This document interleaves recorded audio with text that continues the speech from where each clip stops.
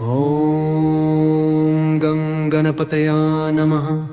सर्वविघ्नविनाशाय सर्वारिष्टनिवारणाय सर्वसौख्यप्रदाय बालानां बुद्धिप्रदाय नानाप्रकारधनवाहन भूमिप्रदाय मनोवाञ्छितफलप्रदाय रक्षान् कुरु कुरु स्वाहा।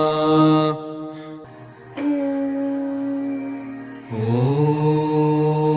गुरवे नमः। ॐ श्रीकृष्णाय नमः। ॐ बलभद्राय नमः। ॐ श्रीरामाय नमः। ॐ हनुमते नमः। ॐ शिवाय नमः। ॐ जगन्नाथाय नमः। ॐ बद्रीनारायणाय नमः। ॐ श्रीदुर्गादेव्ये नमः। ॐ सूर्याय नमः। ॐ चन्द्राय नमः। ॐ भौमाय नमः। ॐ बुधाय नमः। ॐ गुरवे नमः। ॐ भृगवे नमः। ॐ शनिश्चराय नमः। ॐ राहवे नमः। ॐ पुच्छानयताय नमः। ॐ नवग्रहरक्षा कुरु कुरु नमः। ॐ मन्येवरं हरिहरादय एव दृष्ट्वा दृष्टेषु येषु हृदयस्थं दोषमेति विविक्षते न भवता भूयि येन नान्यकस्मिन्मनो हरति नाथ भवान्तरेऽपि। ॐ नमो मणिभद्रे जय विजय पराजिते भद्रे लभ्रं कुरु कुरु स्वाहा। ॐ भूर्भुवस्सव तत्सवितुर्वरेण्यं भर्गो देवस्य धीमहि धियो यो नः प्रचोदयात्। सर्वविघ्नं शान्तं कुरु कुरु स्वाहा। ॐ ह्रीं ह्रीं क्लीं श्रीबतुकभैरवाय आपदुद्धारणाय महानिशामसदुपाय दीर्घारिष्टविनाशाय नानाप्रकारभोगप्रदाय मम सर्वारिष्टं हन हन पच पच हर हर कच कच राजद्वारे चयं कुरु कुरु व्यवहारे लाभं विद्धिं विद्धिं रणे शत्रुनविनाशाय विनाशाय पूर्णा आयुः कुरु कुरु श्रीप्राप्तिं कुरु कुरु हुं फट् स्वाहा। ॐ नमो भगवते वासुदेवाय नमः। ॐ नमो भगवते विश्वमूर्तिकये नारायणाय। श्रीपुरुषोत्तमाय रक्ष रक्ष युग्मदधिकं प्रत्यक्षं परोक्षं वा अजीर्णं पच पच विश्वमूर्तिकान् हन हन एकान्निकं दान्निकं त्र्यान्निकं चतुरान्निकं ज्वरन्नाश नाश चतुरग्निवातान् अष्टादश क्षयान् रोगान् अष्टादश कुष्ठान् हन हन सर्वदोषं भञ्ज भञ्ज तत्सर्वं नाश नाश शोष शोष आकर्ष आकर्ष मम शत्रुन् मार मार उच्चाट उच्चाट विद्वेष विद्वेष स्तंभ स्तंभ निवार निवार विघ्नन् हन हन दह दह पच पच मदमत विध्वंस विध्वंस विद्रावय विद्रावय चक्रं गृहीत्वा शीघ्रमागच्छागच्छ चक्रेण हन हन पाविद्यान् छेदय छेदय 84 चेटकान् विस्फोतान् नाश नाश वात शुष्कदष्टि सर्पसिंह व्याकृपिपद चतुष्पदाप्रे बाणुं ताराभिभव्यन्तरिक्षन् अन्यान्य व्यापिके चिदेशकालस्थान सर्वान् हन हन विद्युन्मेघ नदी पर्वत अष्टव्याधि सर्वस्थानानि रात्रिदिनञ्जौरान् वशय वशय सर्वोपद्रवनाशनाय परसैन्यं विदारय विदारय परचक्रं निवारय निवारय दह दह रक्षां कुरु कुरु। ॐ नमो भगवते ॐ नमो नारायणाय हं फट् स्वाहा ठ ठ।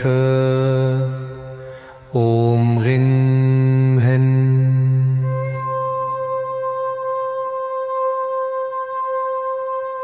ॐ ह्रीं क्लीं भुवनेश्वर्या श्रीं ॐ भैरवाय नमः हरि ॐ वक्षिष्ठदेव्यै नमः दाकिनी सुमुखी देव्यै महापिशाचिनी ॐ ऐं ठक् ठ।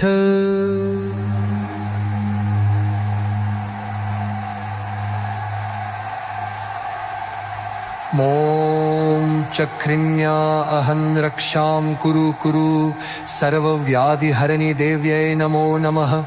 सर्वप्रकारबाधा शमनमरिष्टनिवारणं कुरु फट। श्रीं ॐ कुब्जिका देव्यै ह्रीं फः स्वाहा। शीघ्रमरिष्टनिवारणं कुरु शान्भरी क्रीं फः स्वाहा। शारिका भेदा महामाया पूर्णम् आयु कुरु।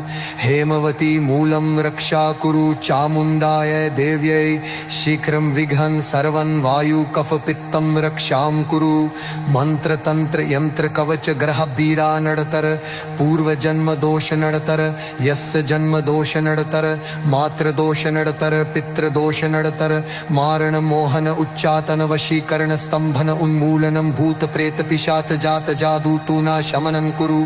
सन्ति सरस्वते कंकिका देव्यै गल विस्फोटकाय विक्षिप्त शमनं महानजवक्ष्यं कुरु स्वाहा।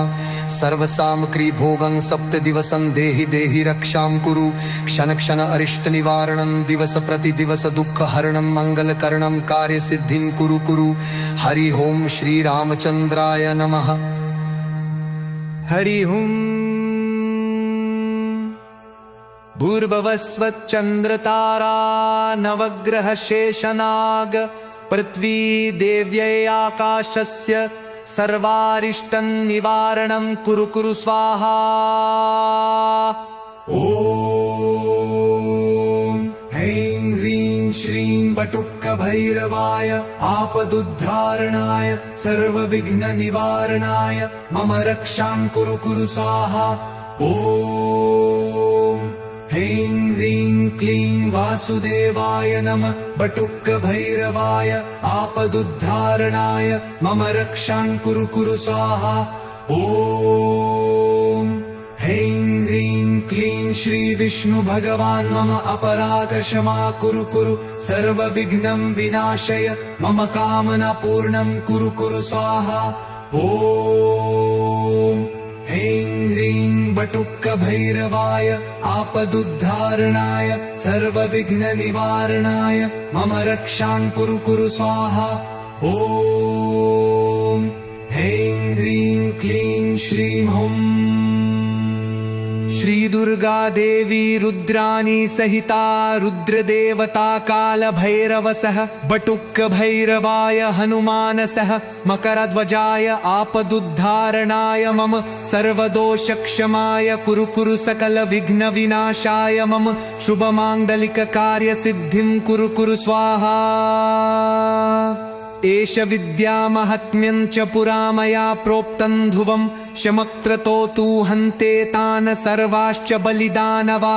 यपमान पठते नित्यम् एतत् स्तोत्रं नित्यात्मना तस्य सर्वान् हि सन्ति यत्र दृष्टिगतं विषम् अन्यदृष्टिविषं चैव न देयं संक्रमे ध्रुवं संद्रामे भारयत्यं वे उत्पाता च विसंशय द्रुतं सद्यन्तयस्तस्य विघ्नस्तस्य न जायते किमत्र बहुनोक्तेन सर्वसौभाग्यसम्पदा लभते नात्र सन्देहो नान्यथा वचनं भवेत् गृहीतो यदि वा यत्नं बालानां विविधैरपि शीतं समुष्णतान्याति उष्णः शीतमयो भवेत् नान्यथा श्रुतये विद्या पठति कथितं मया भोजपत्रे लिखेदयन्त्रं गोरोचनमयेन च इमां विद्यां शिरो बद्ध्वा सर्वरक्षा करोतु मे पुरुषस्याथवा नारी हस्ते बद्ध्वा विचक्षण विद्रवन्ति प्रणश्यन्ति धर्मस्तिष्ठति नित्यशः सर्वशत्रुरधो यान्ति शीघ्रं ते च पलायनम्। श्रीभिवृषिकृतं सर्वारिष्टनिवारणस्तोत्रं सम्पूर्णम्।